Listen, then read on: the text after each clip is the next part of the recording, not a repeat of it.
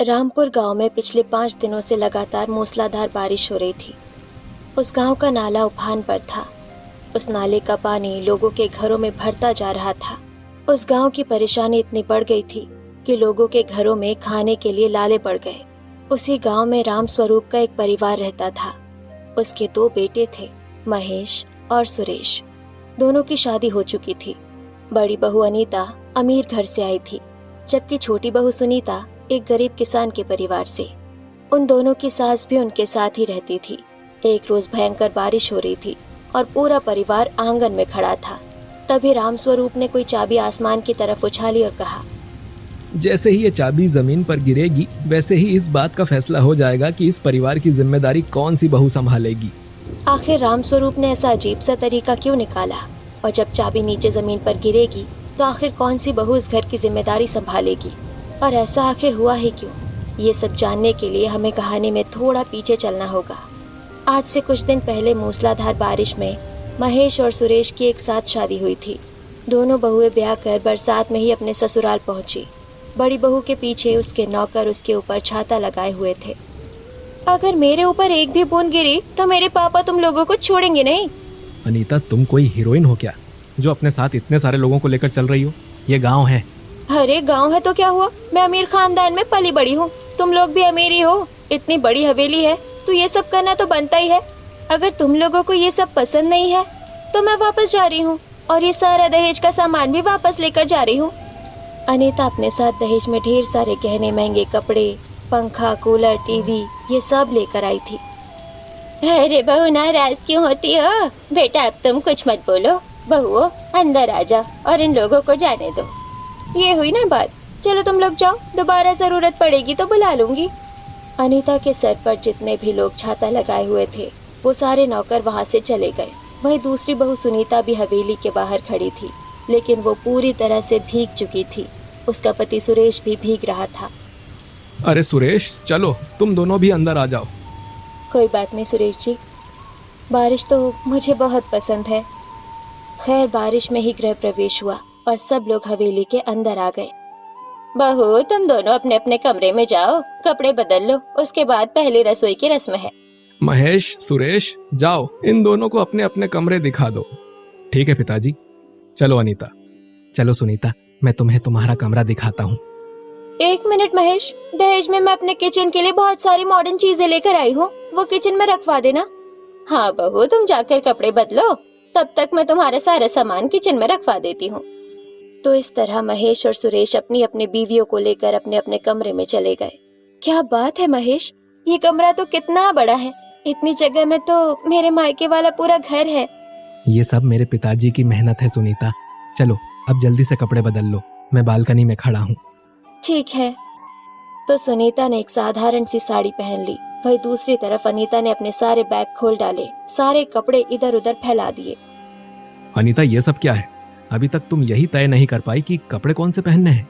महेश, तो तुम तो जानते ही हो कि मैं कितने अमीर खानदान की बेटी हूँ। हर ओकेशन के लिए मेरे कपड़े अलग होते हैं। खाना बनाने के लिए मैं अलग से ड्रेस लेकर आई थी, पता नहीं कहाँ चली गई।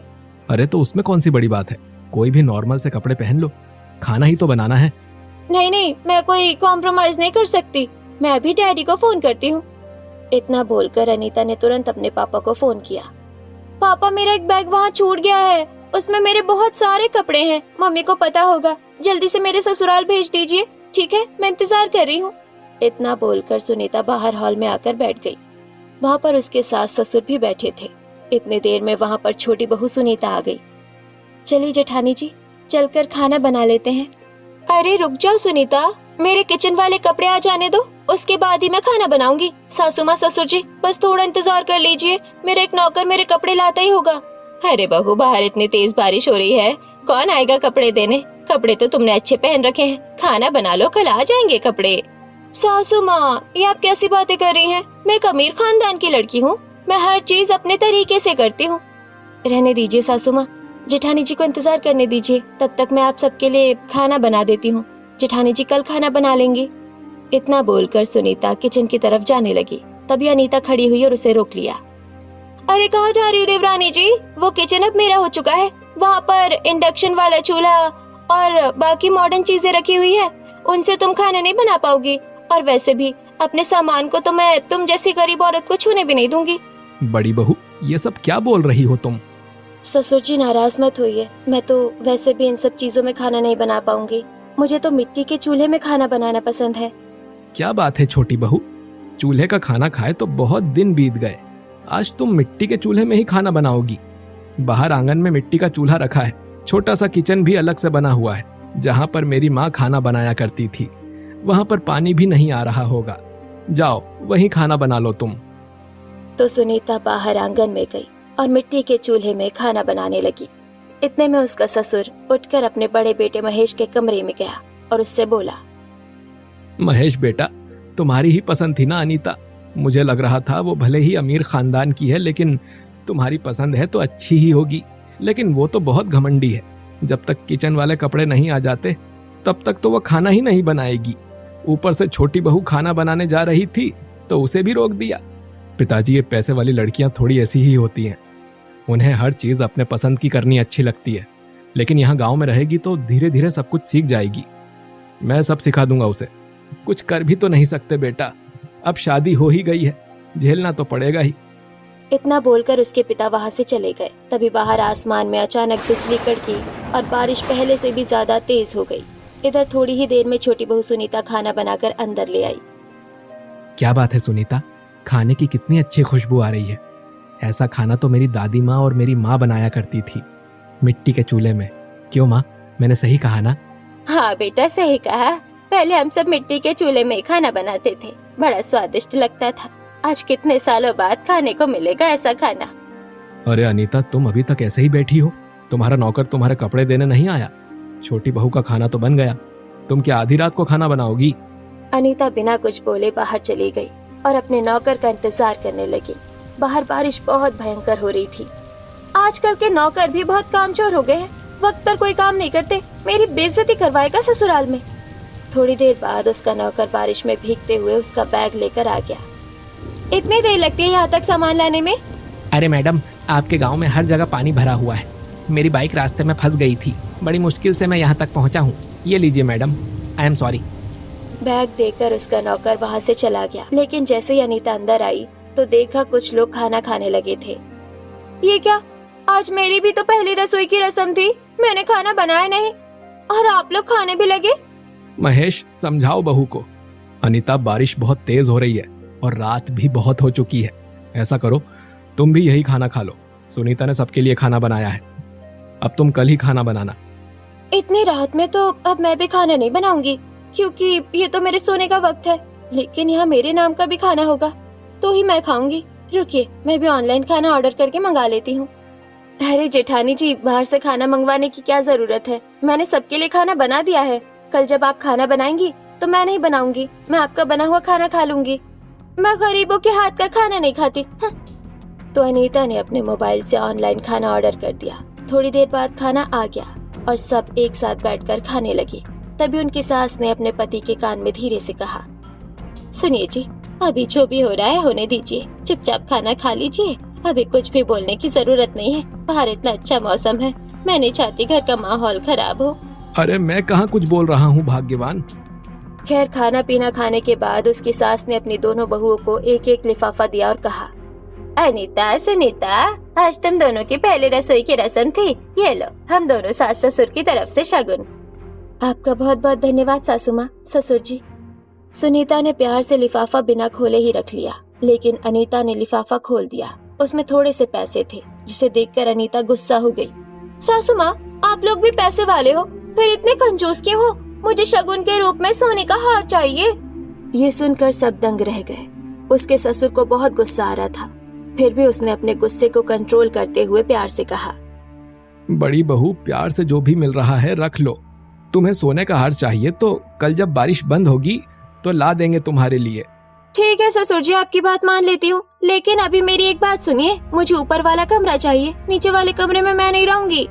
अरे बहू, ये घर अब तुम दोनों का ही है, तुम लोगों को जो भी कमरा पसंद हो वो ले लो, मुझसे पूछने की कोई जरूरत नहीं है।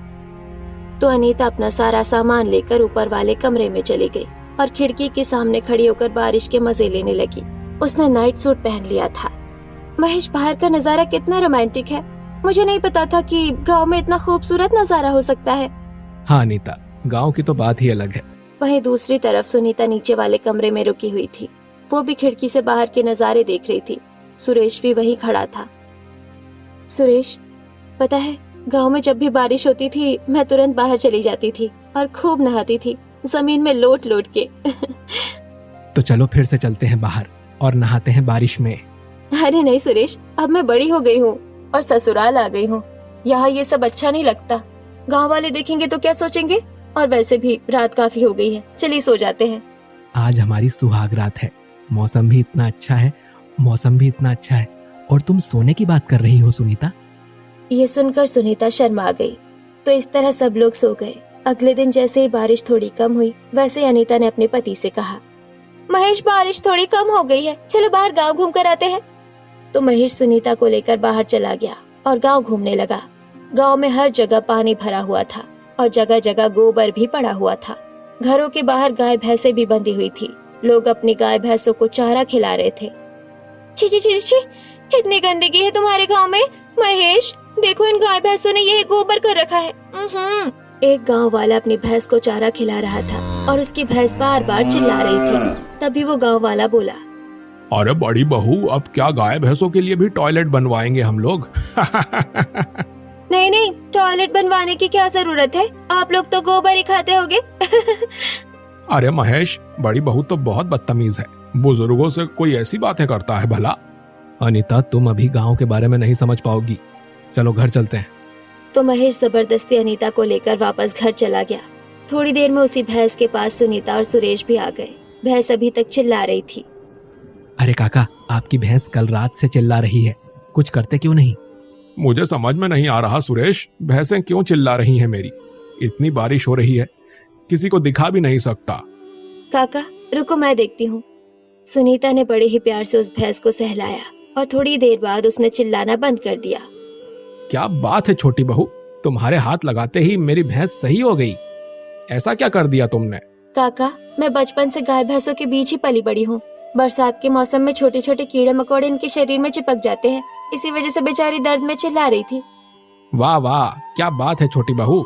एक तुम हो जो जानवरों का दर्द भी समझ लेती हो, और एक तुम्हारी जेठानी जिसे इंसानों की भी इज्जत करनी नहीं आती। सुरेश कुछ बोल नहीं वाला था कि तभी आसमान में अचानक बिजली कड़की और मूसलाधार बारिश शुरू हो गई। चलो चलो सुनीता, घर चलते हैं, बारिश तेज हो गई है। तो इस तरह वो दोनों घर वापस आ गए। ऐसे ही वक्त बीत रहा था। बारिश थकने का अब नाम ही नहीं ले रही थी। गांव के नाले तक खुल गए थे, पानी बाहर आ रहा था और लोगों के घरों में घुसता जा रहा था। गांव वाले बड़े परेशान हो गए। गांव वालों, इस बारिश ने हमारी सारी फसल खराब कर दी और ऊपर से हम कहीं बाहर भी नहीं निकल पा रहे। पूरे गांव में पानी भर गया है। अरे गांव की बात छोड़िए काका, फसल खराब होने की वजह से खाने पीने की बड़ी समस्या हो रही है। लगता है ये बरसात हमें भूखा ही रखेगी। सुनीता अपनी हवेली की बालकनी से गांव वालों की समस्या देख रही थी। हम लोग तो यहाँ हवेली में सब कुछ खा पी रहे हैं, लेकिन बेचारे गांव वाले बड़े परेशान हैं। मैं कुछ कर भी नहीं सकती। तभी वहाँ सुनीता की सास आ गई।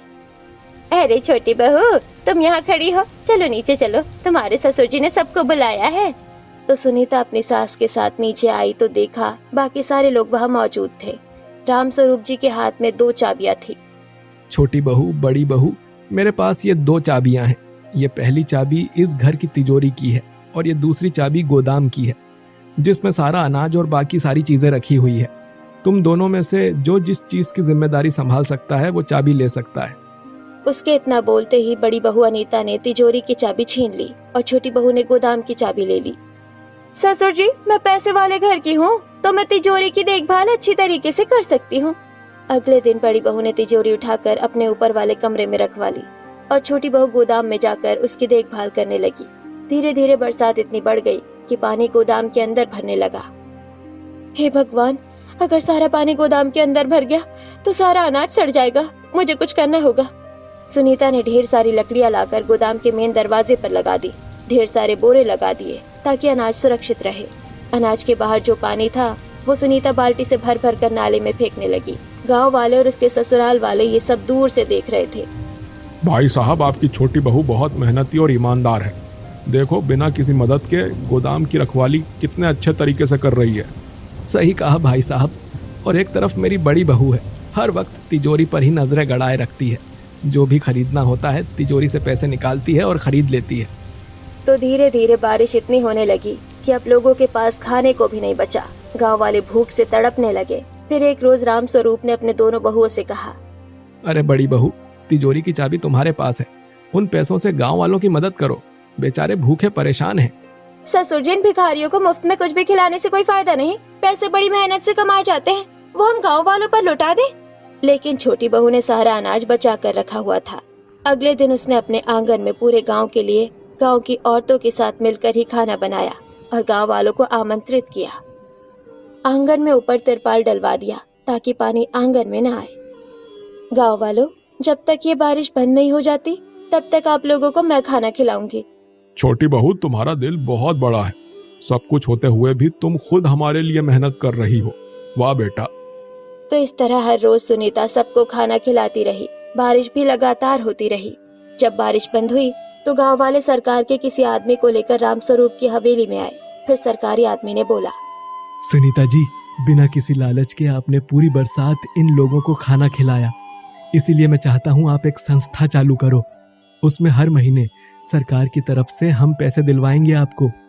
और छोटी बहू, हमारी तरफ से भी जितना हो सकेगा उतना अनाज, पैसे, कपड़े सब दान करेंगे तुमको। तो इतने सारे लोगों की मदद से सुनीता ने अपनी हवेली के आंगन में एक संस्था शुरू की जिसमें गरीब अनाथ बेघर बूढ़े बुजुर्ग रहते थे। सुनीता उन सबको खाना खिलाती थी, बच्चों को पढ़ाती थी और लोगों को कपड़े देती थी। तो अब उस गांव में सुनीता की खूब इज्जत होने लगी। फिर एक रोज उसके ससुर ने अपने परिवार के सामने कहा, अनीता, सुनीता, तुम दोनों को मैंने अलग अलग जिम्मेदारियां दे दी थी। अब मैं चाहता हूँ सारी जिम्मेदारी किसी एक बहू को मिल जाए। इतना बोलकर उसके ससुर ने चाबी हवा में उछाली। जैसे ही ये चाबी जमीन पर गिरेगी वैसे ही फैसला हो जाएगा कि इस घर की जिम्मेदारी किसको मिलेगी। सबको लग रहा था कि वो चाबी छोटी बहू सुनीता के पास गिरेगी, लेकिन वो चाबी बड़ी बहू अनीता के कदमों में जा गिरी। भगवान ने फैसला कर दिया है, अब इस घर की पूरी जिम्मेदारी हमारी बड़ी अमीर बहू ही संभालेगी। लेकिन अनीता ने वो चाबी उठाकर छोटी बहू सुनीता को दे दी और कहा, नहीं ससुर जी, मैं कोई भी जिम्मेदारी संभालने लायक नहीं हूँ अभी। मैं भले ही पैसों से अमीर थी, पर दिल से अमीर तो मेरी देवरानी निकली। इन्होंने बिना कोई लालच के गाँव वालों की सेवा की, उनका फल भी इसे मिला। इस घर के गोदाम की जिम्मेदारी हो, तिजोरी की जिम्मेदारी या इस पूरे गाँव की जिम्मेदारी हो, देवरानी जी ये सब कुछ बहुत अच्छे से संभाल सकती है। मैं बस देवरानी जी के साथ मिलकर उनकी मदद किया करूंगी और उनसे ये सब सीखूंगी। बड़ी बहू, चलो ये जानकर अच्छा लगा कि तुम्हारे पास भी एक दिल है। उस दिल ने ही तुमको ये सब समझाया है। उस दिन के बाद दोनों देवरानी जेठानी मिलकर एक साथ काम करने लगी। उस आश्रम को भी संभालने लगी और गाँव वालों की सेवा करने लगी। इसीलिए दोस्तों, पैसों से अमीर होने से कुछ नहीं होता जब तक इंसान दिल और दिमाग से अमीर ना हो।